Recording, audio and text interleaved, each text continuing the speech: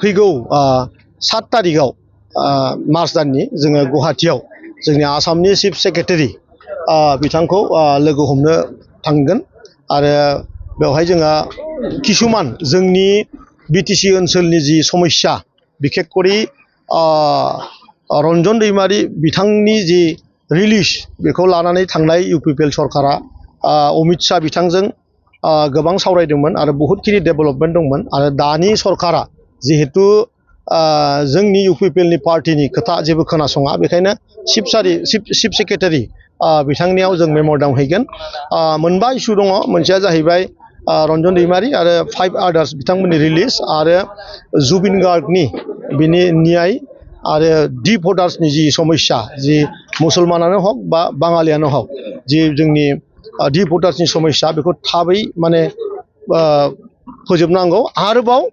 जि थांनाय समाव जि एसआर जालाना थांबाय जोंनि बिटिसि हालामाव गोबां मुसलमानफ्रा बेवहाय अबजेक्सन खालामदों बिथांमोना लिगेलि रियेलथार बिथांमोना बिनिनोखा गतिके बेखौबो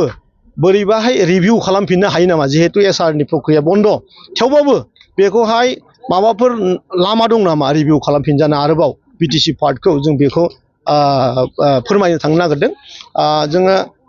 लाइमोन गांखंआ आरोबाव मोनसे थांखि लाबावदों जे फैगौ 2030आव जे बिटिसिनि गोदान इलेक्सन जागोन बेवहाय 10टा जि जोंहा डिस्ट्रिक्ट दङ बे 10टा डिस्ट्रिक्टआव 10 जन जोंनि लाइमोननिफ्राय बेवहाय एमसिएलएनि प्रार्थी जों मोननांगोन बेखौहाय जोङो दिनैहाय पेरेन्ट बडिसिम गांसे लाइजाम लिरदों बेखिनि हाबाफारिखौनो लानानै जों बेवहाय सावरायदों।